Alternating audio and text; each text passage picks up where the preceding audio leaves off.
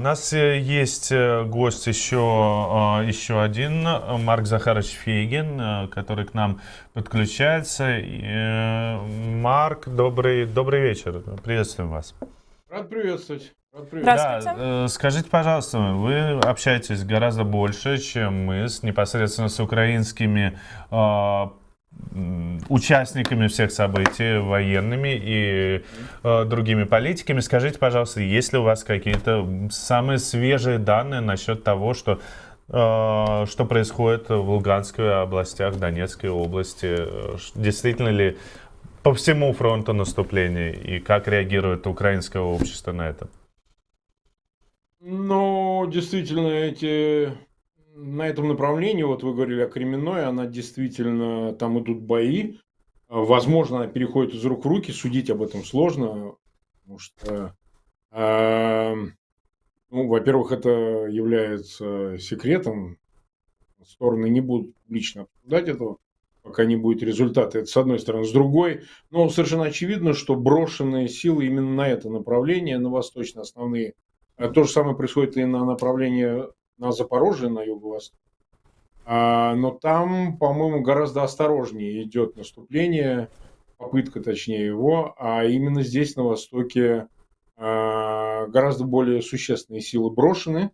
Это все, что вот можно считать резервом. По разным оценкам, вот у меня в эфире Алексей Арестович оценивал в целом резерв, который подтянула Москва, это где-то 35, может быть, тысяч всего. Судить сложно, потому что, возможно, какие-то части еще не вступили в бой, но подтягиваются, но это приблизительно вот такая оценка. При том, что вот мне пишут некоторые мои зрители канала, они, например, сообщают, что в Новочеркасске важная такая база, куда стягивают различного рода контрактников, всякого рода добровольцев, кто добровольно согласился через военкоматы принять участие в кампании, и там тоже какой-то есть резерв, он может исчисляться тысячами, не десятками. Возможно, там формируется какая-то еще дополнительные силы для того, чтобы их тянуть в бой. Я бы сказал в целом, вот на сегодня, если говорить о прошедших сутках, каких-то сверхзначительных успехов не достигнуто. То есть, в общем, никакого быстрого продвижения нет. Скорее всего, его не будет.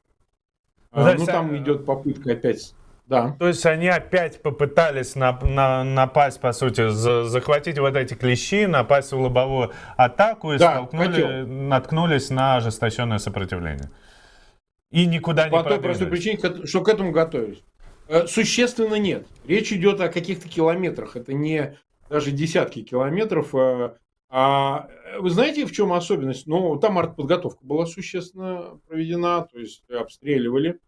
В общем, места, географию, куда идет в сторону наступления, это правда, но пока никакого существенного, повторяю, результата не достигнут. Об этом можно будет судить, это слишком рано. Сутки, двое все-таки рано. Надо посмотреть, что будет происходить дальше. Потому что такое складывается ощущение, что единственным призом может стать Мариуполь. Там ситуация катастрофическая. Во всех остальных местах я не очень понимаю, на что они надеются, потому что, я считаю, что силы наступающих большие, существенно, но не настолько, чтобы обеспечить быстрый результат. Я бы так сказал. Из этого следует несколько выводов. Похоже на то, что кинуты все возможные на этот момент резервы. Это все, что есть, того, что можно направить в зону боев. Ведь вопрос существенный о технике. Военной техникой есть проблемы. С российской стороны, потому что говорили вот о делах старых, на которых уже располагаются установки «Града», это тоже показатель. А где новые транспортные средства? Это машины 60-х годов базы. Они ломаются. Я вот как-то водил в молодости такую машину, я не представляю, там нужно дергать ручку переключения передач, как умороченный. Поэтому, честно говоря, я с трудом представляю, насколько вообще есть возможности что-то более современное привести в зону боев. У меня есть большие сомнения. А вот как раз про то, что будет происходить дальше. Вы же знаете, как Путин любит красивый символизм, красивые даты, исторические совпадения. И очевидно, ну, по крайней мере, так кажется, он хочет закончить эту войну и объявить всему миру о грандиозной победе к 9 мая. Но осталось сколько, получается, 3 недели. Вот как вы думаете, успеет ли? Ну да, это 3 недели. Вы знаете как, если будем говорить о таком реалистическом сценарии, все-таки удастся захватить Азовсталь, например, хотя тоже большой вопрос, и продвинуться на какие-то, ну пусть даже десяток другой километров к границам Донецкой и Луганской области, чтобы расширить зону самопровозглашенных ДНР и ЛНР, я вот не очень понимаю, как это продавать за победу.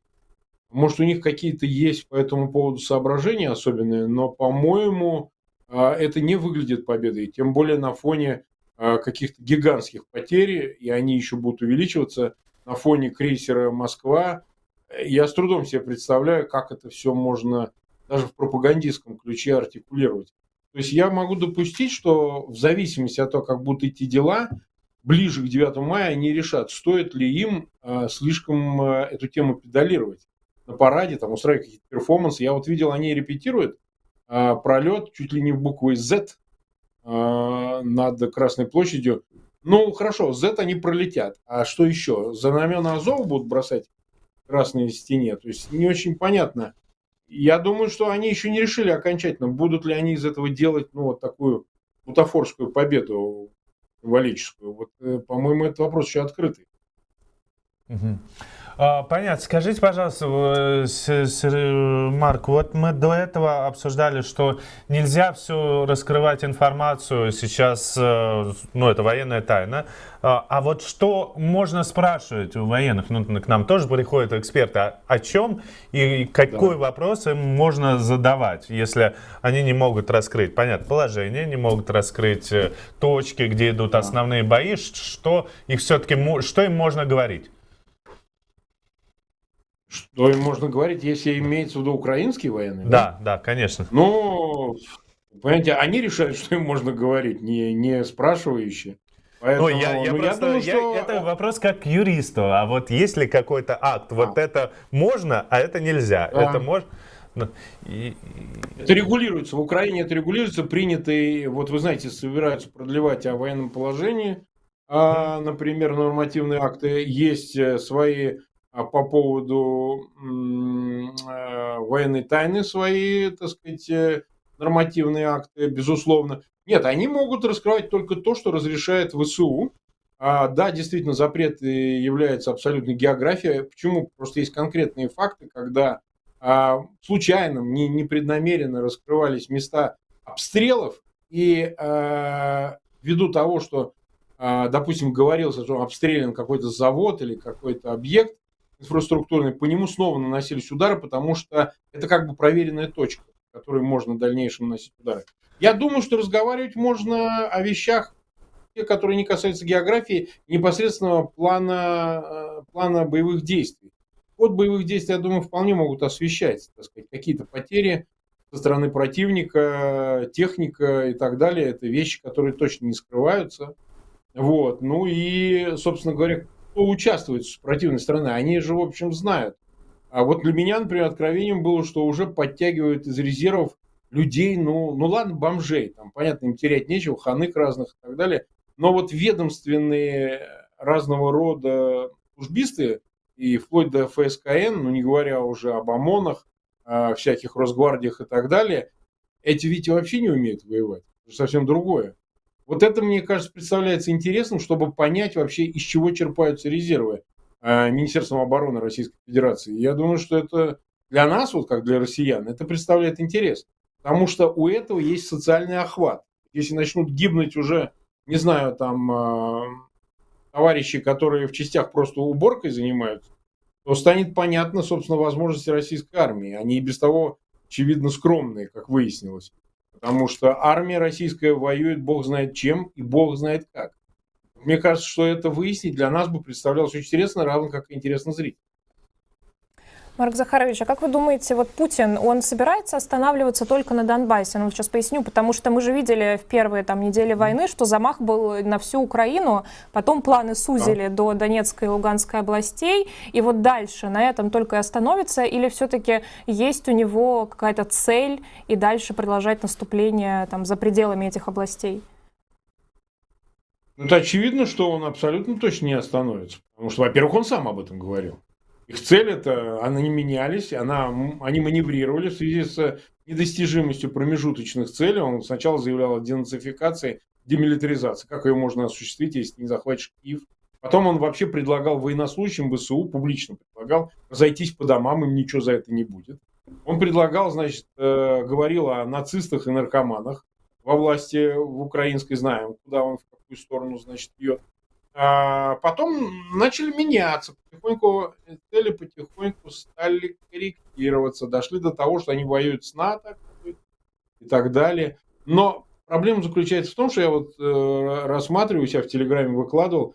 Слушайте, у них идеи фикс по поводу Украины. Там еще Собчак в свое время, его, так сказать, начальник, заявлял о том, что Украина вообще необоснованное государство. У меня такое ощущение, что у него пунктик в принципе на Украине. Я уж не знаю, что ему украинцы сделали, но точно, абсолютно он не остановится, если в плане личном. А в плане геополитическом, ну, они же эти цели не скрывают, ни пропаганда, ни чиновники. Ну, там много идиотов среди них, конечно, которые то ли выбалтывают, то ли, значит, по этому поводу у них свои комплексы. Но так или иначе обозначают, что проект «Антироссия», каким они называют независимую суверенную Украину, должен быть уничтожен. По-моему, это идея самого Путина, я бы так сказал. Не надо предвосхищать. Другое дело, что, конечно, с такими потерями, да, он, возможно, возьмет паузу. Они могут добиться какого-то промежуточного результата, закрепиться, присоединить к России, это однозначно будет, ДНР, ЛНР 100% будут присоединены к России, и взять паузу и готовиться к новой войне уже, чтобы захватить оставшуюся Украину.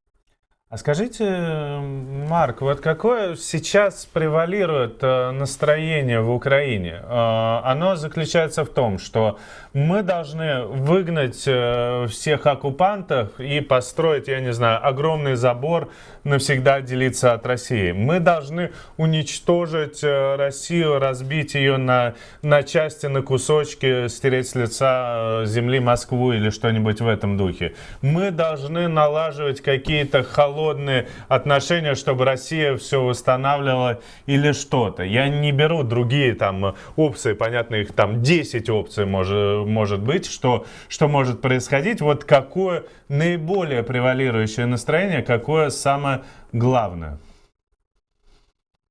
Вы знаете, до Бучи было, да, освободить Украину, изгнать оккупантов, а после Бучи всех их убить к чертовой матери.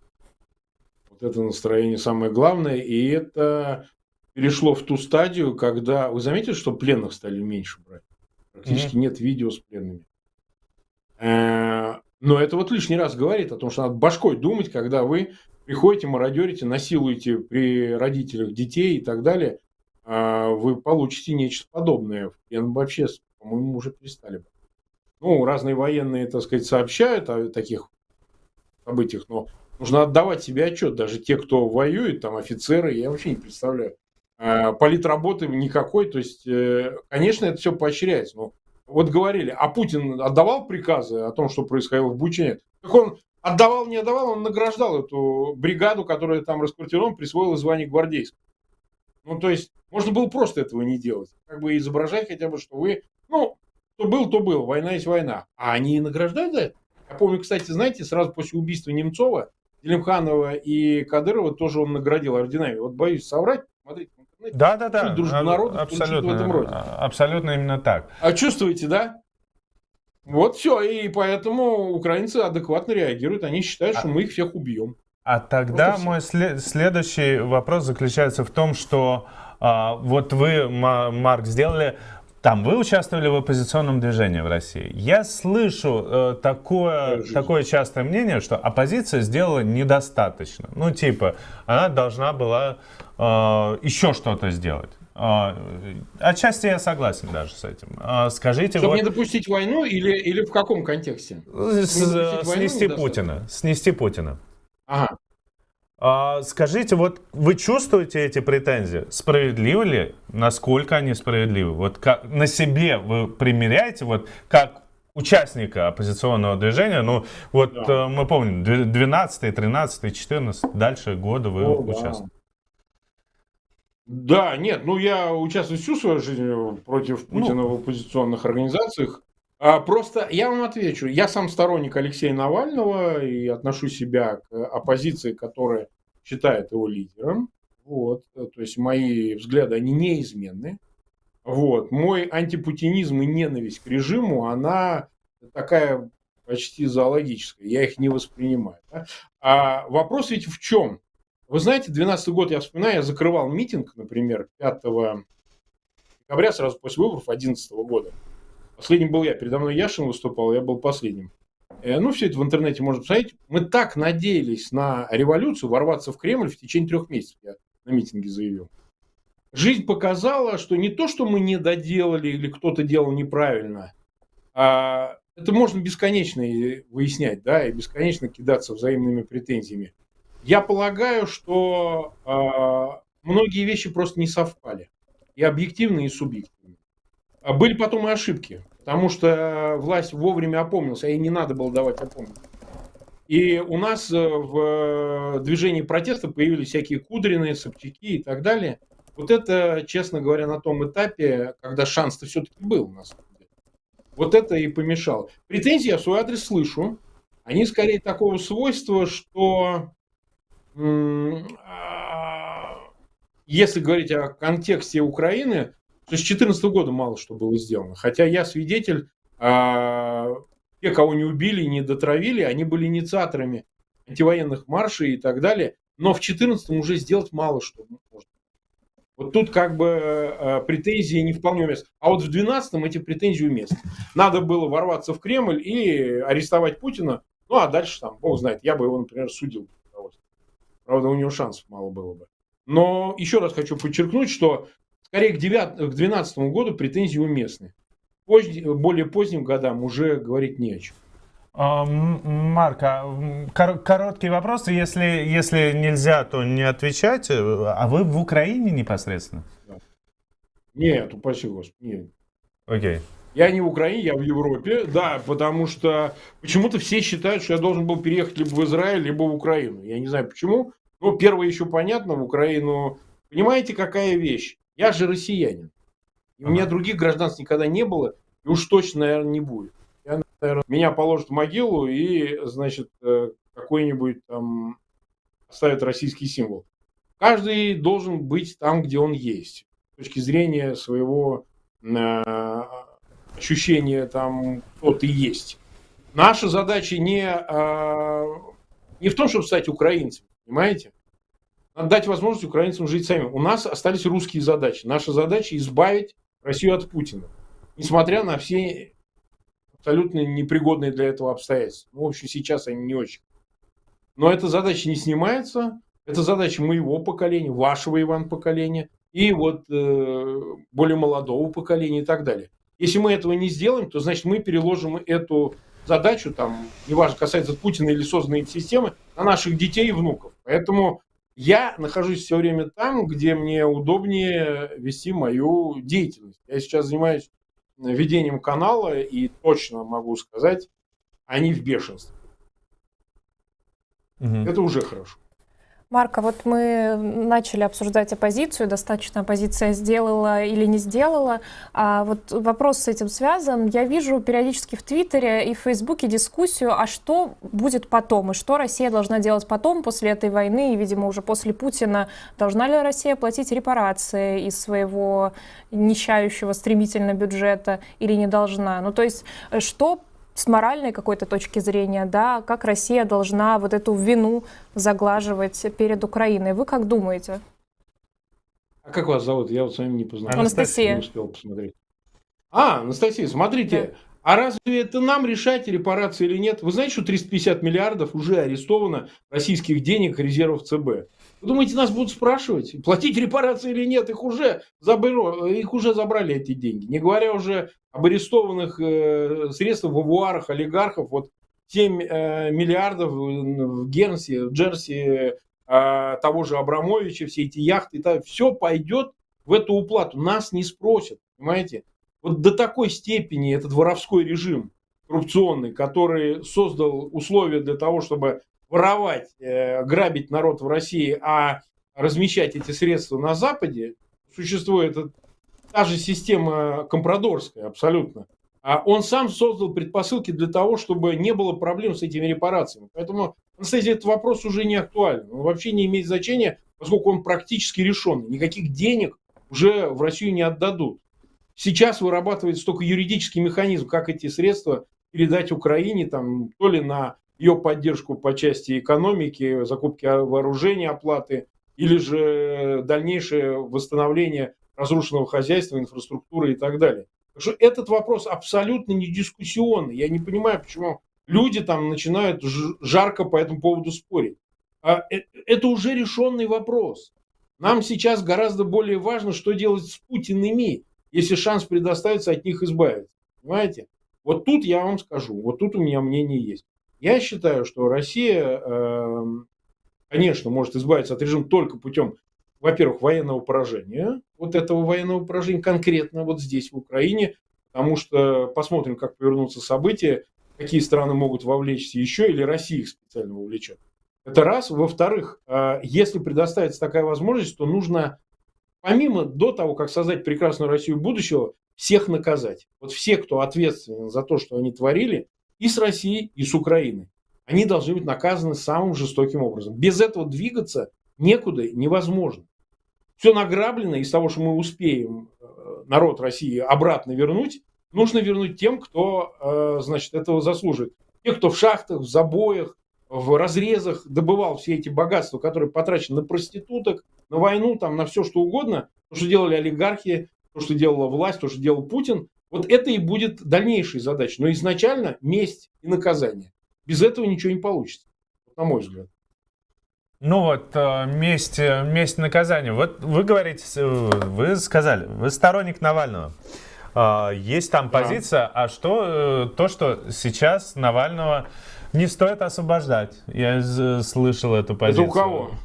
Ну, я слышал украинскую такую позицию, потому что он такой же какой-то человек, который продолжит эту же политику. Как вы гораздо больше общаетесь с украинскими политиками. Почему такое мнение возникает? Есть ли оно вообще? Или это маргинальное какое-то мнение? Да. И считаете ли вы это мнение обоснованным? Навального сильно. Да. Нет, я считаю, это не обоснован. Я знаю Алексея Навального все-таки, да. И я могу сказать, что все обвинения в его адрес, о том, что он там имперец какой-то, что он там, значит, скажем так, чтобы потрофить своим избирателям российским, он многие вещи проговаривал в их угоду. Ну, например, это бесконечная тема про бутерброд. Я могу еще раз подтвердить, я все время на украинских каналах постоянно об этом, где выступаю, говорю. Это была провокация в отношении него. Безусловно, Алексей Навальный наполовину украинец. И вот сейчас родственника убили, дальнего какого-то. Ну, видно, кого-то из его же села Навального прибили в Буче, вы понимаете, только за одну фамилию. Вот. Мы не знаем, каковы его родственные отношения с этим человеком. Он тоже написал, что он не знает, но отец его из этой же деревни, поэтому, скорее всего, какой-то дальний родственник, да. Дальний родственник, улица Навальных, понимаете? Все Навальные. Поэтому Навальный не может быть украинофобом по определению. Хотя такое мы встречали, но не в случае с Алексеем Навальным. Безусловно, в отношении Навального действуют, распространяются фейки о его якобы украинофобии. Вот последний я видел про каких-то хлов и так далее. Все совершенно фейковая работа, занимается конкретно Кремль. Конечно, напряженность, которая возникает в отношении к Навальному и его сторонникам в Украине, она обоснована тем, что ко всем русским такое. Ну а как вот после Бучи, как они должны относиться к любому гражданину РФ? Понимаете? Они воспринимают это как врагов. Другое дело, что... Как объяснить, что, ну, то есть, это не связано с национальностью, ну, это же убийство и конкретное преступление, ну, странно говорить, что они совершаются, потому что человек такой национальности. Ну, как говорить, что все немцы фашисты в 1945 году? ну, в 41-м, 45-м. Это мы возвращаемся к вопросу коллективной вины, коллективной ответственности. Я, в общем, противник коллективной ответственности, но я считаю, что... Потому что она больше с юриспруденцией связана, она связана с правом. А вот коллективная вина – это вопрос морально-политический. Я вот уже приводил этот пример, что, например, канцлер Германии, один из канцлеров, Вилли Брандт, да, он был антифашистом, сражался с нацистами и так далее, был иммигрантом. И когда стал канцлером, приехал в Польшу, стал на колени перед памятником Варшавскому восстанию. Понимаете? Хотя он-то, что же, он же какую ответственность может нести? Он вообще никакого отношения не имел. Там Аденауэр продолжал жить в Германии. А уж Брандт, будучи стал демократом, уж точно никак не несет ответственность. Однако принял на себя эту коллективную вину. Вот мое убеждение, что если бы Навальный стал по чаяния президентом, он бы сделал бы то же самое в Буче. Понимаете? Вот такой Алексей Навальный. А во всем остальном я могу сказать, что... Я просто знаю, что Навальный, так сказать, ни разу никогда не поддерживал ни оккупации Крыма, ни Донбасса оккупации и так далее. Мне даже это не надо, знаете, не надо меня убеждать, я сам это знаю. Но нужно ответить украинскому народу: да, мы понимаем ваши отношения, мы понимаем вашу злобу, она обоснована, у нее есть основания. Даст Бог, у нас будет возможность это исправить. Все, больше мы повлиять на это никак не можем. Марк Захарович Фейгин был у нас в эфире. Извините, пожалуйста. Рада всегда вас видеть. Спасибо, что подключились. Взаимно. Будем рады Иван, видеть Анастасия. вас еще. Спасибо за интересную беседу. Спасибо. Мы